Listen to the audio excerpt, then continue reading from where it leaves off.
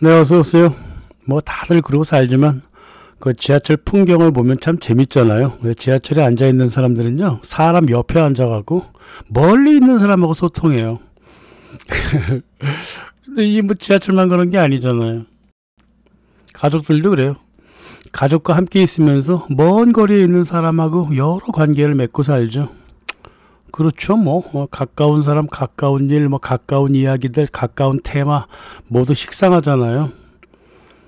예전 같았으면 절대 만날 수 없었을 사람들의 공간, 또 사건들, 이런 것들과 소통하는 게 흥미로운 거죠.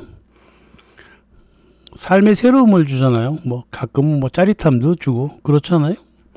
그러니까 가까이 있는 사람은 멀리 하고, 멀리 있는 사람을 가까이 부르는 게 이제 SNS다. 이거죠. 호기심 때문인데요. 실상 이제 기호학적인 의미로 본다면 이게 호기심과 관음증은 서로 같은 거예요. 예. 행동을 하느냐 안 하느냐 그 문제죠. 예. 그래서 인간은 기본적으로 관음적인 존재 아닙니까? 행동을 하냐 안 하냐 그 문제가 있는 거죠. 자기 자신을 자꾸 이렇게 되돌아보게 되면 호기심에서 끝나는데요. 되돌아보지 않으면 자꾸 바깥으로 나가게 되죠.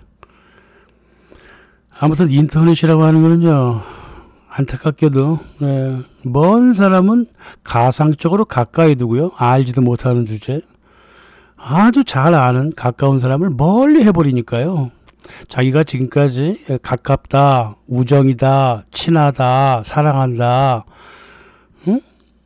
이런 개념을요 더욱더 약화시키게 만드는 거예요.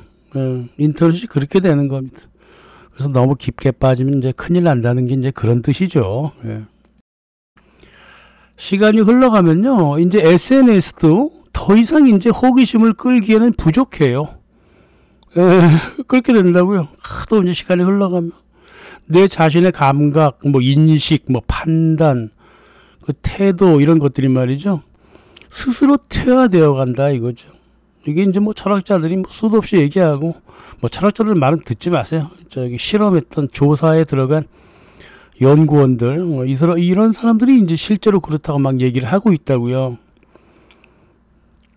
멀리 있는 사람을 가까이 보려고 가까이 있는 사람을 멀리 둘러다 보니까 감수성 자체가 퇴화해 간다 이거죠. 2015년에요. 마이크로소프트가 연구를 했는데요. 사람들이 SNS에서 뭘 봤을 때 사이트 로딩 시간이 1초가 지나가면 방문자의 40%가 클릭해갖고 다른 사이트로 가버린답니다. 평균이 그렇다는 거다. 물론 자기가 관심 있는 거 있고 그렇게 행동할 수는 없잖아요. 온라인 대화에서요, 말을 1초만 해도요, 7%가 사이트를 포기해버린대요. 무섭죠. 1초가 참 무서운 거예요. 그래서 SNS 정보사회에서 사람들의 그 메시지 길이가 3줄만 넘어가면 안 읽는다 그러죠. 안 읽는데요. 그러니까 워낙 많이 본 거, 알아들은 거, 이런 것들 사이에서 금방 보고 확 판단을 빨리 해버린다는 거죠. 그만큼 자기가 이제 판단 능력이 좋다는 게 아니라 SNS 상에서는 판단을 빨리 해도 자기한테 불이익이 안 오니까 그런 거죠. 그러니까 타자에 대한 그 관심이 극도로 선택적이다 그 말이죠. 그렇지? 그러니까 조회수에서 자주인 라디오가 이거 성공을 하겠습니까? 실패를 하겠습니까? 완벽한 실패를 하겠죠. 그러니까 우리 구독자님들이 제가 참 고맙다고 항상 말씀하는 거예요. 그리고 참 대단한 분들이에요. 철학자야, 철학자. 우리 구독자분들은. 왜 철학자인가 알려드릴게요. 그 SNS에서 그렇게 접촉 시간이 굉장히 짧은 게요, 실제 현실에서 반복되기 때문에 이게 큰 문제라고 얘기하는 거예요. 사람들이 그 뭔가 새로운 거를 보고 나서 본 것에 이끌려서 이제 행동에 나설 때까지 여러 단계가 있어요. 호기심도 거치고 알아보기도 하고 믿어보기도 하고 자기 스스로 확신도 하고 그러다가 마지막에 이제 행동한다고요. 응? 마지막에 이제 사법부를 때려 부숴야 되겠다, 광화문을 나가야 되겠다, 이제 행동한단 말이에요. 근데 보통 이런 행동에 나설 때까지는요, 하나의 주제가 떠오르고 거기에부터 출발할 때 긴 시간이 필요합니다. 어떤 사람한테는 수십 년이 필요하고 어떤 사람한테는 몇 년 정도 걸려요. 보통 철학자들이 말이죠. 자기 생각을 바꾸는데 20년에서 30년 걸립니다. 그럼 보통 마음도 같이 바뀌죠, 물론. 뭐 자기 생각이나 마음 전체를 바꾼 건 아니지만 여기저기 비판도 받고 이것저것 또 생각도 좀 해서 바꾼 게 이제 임마누엘 칸트가 한 40년 걸렸어요. 자기 그 순수 이성 비판 그거를 고칠 때까지 한 40년 걸렸다고. 마틴 하이데거도 이 사람은 또 비판을 안 받았지만 자기 혼자 깨달아갖고 자기 생각을 바꾼 게 한 25년 걸렸고요. 뭐 저 유명한 그 비트겐슈타인도 뭐 자기 혼자 깨달았잖아요. 25년 걸렸다고요. 비트겐슈타인 같은 경우는 뭐 아예 180도 자기 생각을 바꿔버렸잖아요. 보자고요. 그러면 공산주의자 박정희가 몇 년 만에 공산주의를 버렸죠? 몇 년? 몇 달 만에 버렸죠? 사회주의자였던 김문수가 감옥에서 몇 년 있다가 생각을 180도 바꿔버렸죠? 농민과 노동자들이 그토록 반대했던 FTA를 결국은 이끌어간 노무현은 몇 개월 만에 생각을 바꾼 거예요. 철학자들 받으면 못하죠. 아무래도 몇 년이나 몇 달 뭐 요렇게 걸리게 되겠죠. 뭐 철학자들은 뭐 25년 걸리고 이럴 수는 없죠. 그럼 문재인도 바뀌었나요? 글쎄요. 저는 잘 알지는 못해도 안 바뀐 것 같은데 문재인은 원래 한독수처럼 이물 타고 저물 타고 자기 입지만 따라간 사람이 아니었나요? 그러니까 바뀌고 말고도 없는 거죠. 뭐 아무튼 간에 아무튼 사람들이 모두 철학자들은 아니기 때문에요. 생각을 환경에 따라 쉽게 한 몇 년 정도 걸쳐서 바꾸고 가는 것 같아요. 근데요. 늙은이들이야 뭐 아직도 책을 읽는 편이지만 SNS에서 그 대다수 정보를 얻는 젊은이들 있잖아요. 세대별로 본다면 한 50대 초반까지 40대 후반까지 그 밑에 세대들 자기 생각을 구성하거나 바꾸는데 시간이 얼마나 걸릴까요? 이거 누구도 조사한 적은 없거든요. 글쎄요. 확실히 몇 년 정도는 아닌 것 같고요. 한 몇 달 정도 걸리지 않을까요? 이런 거는요. 박사 논문을 한번 꼭 써봐야 되는데요. 그죠? 아무도 조사를 안 해요. 근데 하여간 간에 SNS 상에서 정보를 얻는 사람들은 바깥에서 얻는 사람들보다 훨씬 빨리 자기 생각을 바꿀 것이다. 당연히 마음도 바꾸고 그거는 이제 뭐 여러 연구들을 통해서 그 아주 그 설득력 있는 가설로 제시가 되어 왔었죠. 마이크로소프트하고요. 캐나다 연구진이요. 뇌파동 연구를 했거든요. 2000년서부터 2015년까지 계속 연구를 했어요. 지네 돈 벌어야 되니까 어쩔 수 없잖아요. 실제 현실에서요. 2000년에 연구를 했는데 실제 상대를 보고 눈으로 인지하는 시간이 평균 12초였다가요. 2015년 만에 8초로 짧아졌다는 결과가 나왔어요. 어떻게 조사했는가에 대해서는 뭐 찾아봤는데 방법론이 안 나와 있던데 아무튼 뭐 결론은 그렇게 나왔어요. 다시 말하면 사람이 뭘 바라봤을 때 8초 만에 집중력이 떨어진다는 거다 이거죠. 인터넷은 1초라 그랬죠. 실제에서는 8초. 금붕어가요. 사물을 인지하는 시간이 9초예요. 금붕어보다요. 인지가 떨어지거나 관심이 없다는 거예요. 금붕어는 뭐 사물을 인지하고 나서 9초 만에 기억에서 사라진다 그러잖아요. 인간은 기억에서 사라지진 않겠죠. 하지만 인지가 떨어지거나 관심이 없다는 건 맞아요. 2,000명 조사했다는데 조사 과정이 아무튼 간에 좀 그런데 하여간 좀 충격적이긴 하죠. 결과가. 뭐 수치를 믿고 싶지 않으면 믿을 필요 없습니다. 하지만 크게 봐서 남에 대한 관심이 집중력이 계속 줄어들어간다는 것은 우리가 경험적으로도 충분히 알 수 있죠. 물론 뭐 오해하시면 안 돼요. 한국 같은 나라에서는요. 남을 주시한다는 것하고 남을 인지한다는 게 서로 달라요. 그렇죠? 예, 서양에서는 말이에요. 이 사람들은 시각기호를 갖고 연구했는 모양인데 한국에서는 시각기호로 잘 안 될걸요 아마. 서양에서는 응시한다는 것이 관심을 준다는 것과 인정한다는 걸 의미를 동시에 가져요. 하지만 한국 사람들 사이에서는 안 그렇잖아요. 한국 사람들한테 응시한다는 것은 째려본다고 판단을 하기 때문에 응시하는 시간이 되게 짧을 겁니다. 그래서 한국 사람들한테 인지 시간을 따지려면 사람을 상대로 하는 게 아니라 다른 사물을 놓고 해야 될 것 같아요. 그죠? 네, 조사의 그 대상을 바꿔야 될 것 같아. 하지만은 결론은 같아요. 서양이든 한국이든 어느 사회든 간에 뭐에다가 주의를 기울인다는 거는 어떤 방법을 쓰든 간에 생각을 잠깐 멈추고 새로운 대상이 뭔가 하면서 관찰하는 과정이라 이 말이죠. 그 뭐 시각기호를 쓰든 청각기호를 쓰든 무슨 기호를 쓰든 간에. 시몬 웨이가 그랬죠. 누가 누군가를 주목한다는 것은 존재를 있는 그대로 받아들이는 거다. 편견이 없는 것이다. 즉 남의 말을 듣는 거다. 경청한다는 거다. 그래서 경청하는 시간이 긴 사람은 참 대단한 사람이다 이 말이에요.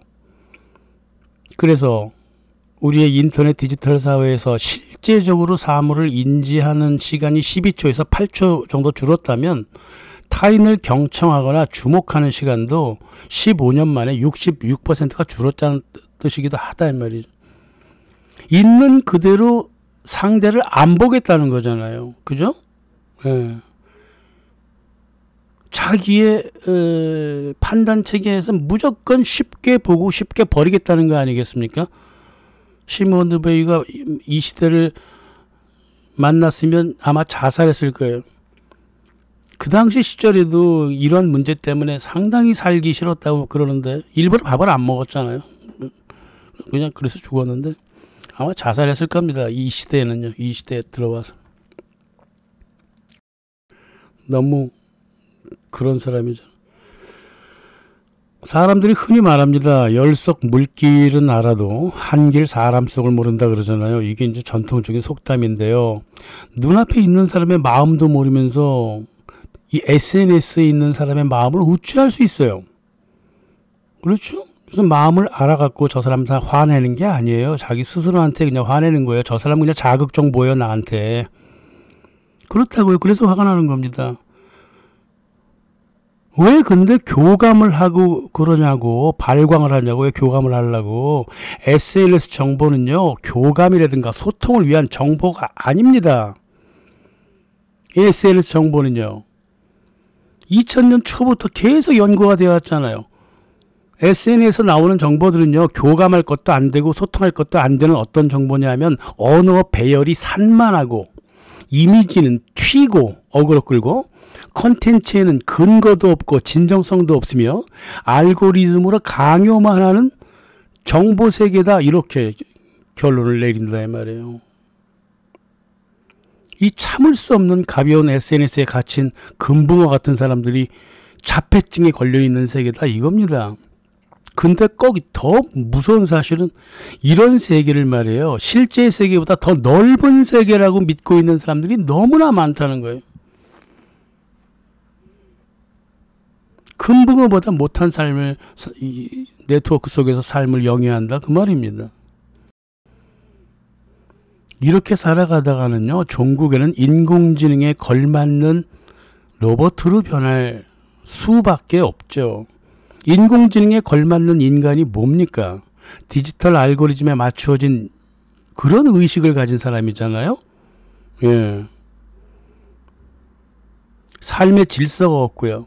즉각적인 응답에 익숙하고요. 근거를 싫어하고요. 상상으로 자기 이론을 만들고요. 행동은 없고 말만 늘어놓고요. 원하는 말이 나올 때까지 자기 말만 계속 반복하는 게 인공지능입니다. 자기 말이 끝나면 그때 대화가 끝나는 거예요. 그게 인공지능입니다. 모든 응답을 말이에요, 산출 결과의 끝이라고 보는 게 인공지능 프로그램이 그렇게 되어 있습니다. 그러니까 나르시스트가 되는 거예요. 자기 말만 끝나면 이번 대화도 끝나는 거예요.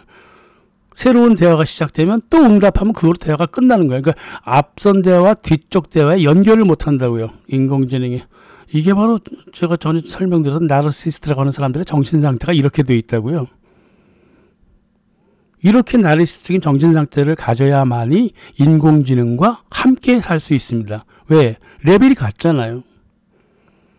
인터넷이 등장하기 전에 이런 종류의 인간을요, 삶의 질서가 없고요, 다시 말하면 우연적 알고리즘에 자기의 정보 세계를 맡겨버리는 거, 또 응답을 항상 즉각적으로 받으려고 그러고, 또 하고 근거 자체를 싫어하고, 근거를 들이대면 그냥 무작정 싫은 거야.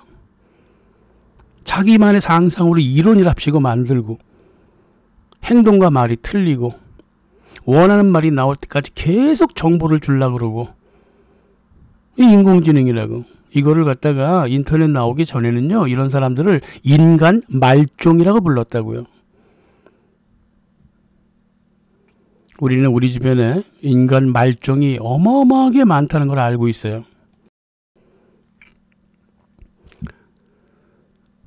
실제 삶에서요, 아무 할 일이 없으면요, 의뢰 먼저 손에 가는 게 휴대전화예요. 우리들의 삶이 이렇게 되어 있습니다. 아침에 일어나자마자 이메일 같은 거 휴대전화 카톡 확인한다고? 오전에도 그렇고 오후에도 그래요? 자기 전까지 계속 그렇게 행동합니다. 얼마 전까지만 해도요, 할 일이 없으니까 SNS 들어갔거든요. 지금은요, SNS 들어가는 게 무슨 의무처럼 변해버렸어. 관성이 돼버렸다고요. 유튜브 같은 거 보세요. 길거리 삐깁니까? 알림을 설정해 달라는 거야. 구독을 눌러달라 그러고 좋아요 눌러달라. 이건 뻔뻔하니까 좋지만 알림을 설정해 달라는 건 뭔 소리냐고요. 네 삶 속에 내가 침투하겠다는 거잖아요. 이렇게 뻔뻔하게 주문을 해도 즉각적으로 반응하는 사람들이 많기 때문에 이 사람들이 계속 이런 거 하는 거 아니겠어요? 사정이 이렇게 흘러간다면 우리는 SNS의 그 네트워크를 빠져나올 수 없어요. 빠져나오기 싫어요? 그럼 극복해야죠. 바깥이 안 바뀌면 나를 바꾸면 되는 겁니다. 나를 바꾸면 바깥이 바뀌어져요.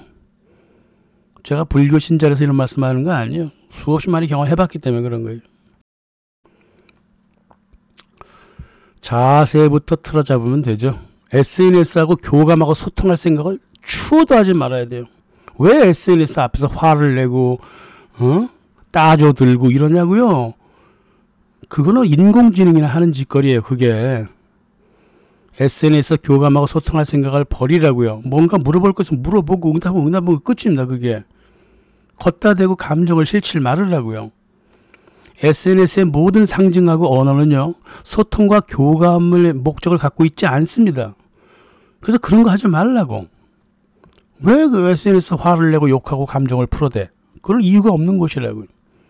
SNS의 모든 접촉은요, 어느 정도 수준에서 멈춰야 되냐면요, 다른 관점이 저기 있네. 저기 새로운 생각이 있네. 이 수준에서 딱 멈춰야 돼요. 멈춰야 됩니다. 여기까지만. 이런 것도 있었네? 그리고 알아보는 거는 바깥에서 알아보는 거예요. 물론 뭐 인공지능을 이용해서 찾든 구글을 이용해서 찾든 그건 도구화 시켜야 되는 거죠. 온라인을 도구화 시켜서 오프라인으로 건너가는 거예요. 그래야 됩니다. 인공지능이 갖다 주는 정보를 그대로 믿으면 안 된다 이 말이에요. 엉망진창이에요. 그냥 간단한 요약 같은 거 다 해준다고. 하지만은 그 요약 자체가 얼마만큼 정당하고 다른 거에 비교해서 얼마만큼의 가치가 있는지는 절대 알려주지 않는 게 인공지능이라고요. 그래서 오프라인으로 넘어가라는 소리입니다. 인공지능에서 배운 지식으로 도대체 무슨 행동까지 이어가겠다는 겁니까? 그래야 되는 거죠. 오프라인 책들을 찾거나 사람들을 찾아야죠. 물론 오프라인 공간도요, 컴퓨터 알고리즘 같은 공간이 있어요. 그게 이제 교회잖아요. 교회. 대표적인 게 교회예요. 군대하고요. 그쪽 알고리즘밖에 없어요. 거기는. 그래서 공간도 다양하게 찾아야 되는 거죠. 이래야만이 인공지능을 통제할 수 있는 인간의 능력을 키울 수 있는 겁니다. 그렇지 않으면 제 스스로 인공지능이 돼가지고 인공지능 사회에 인공지능과 함께 살면서 인공지능한테 명령을 받는 그런 처지에 놓일 거예요. 감사합니다.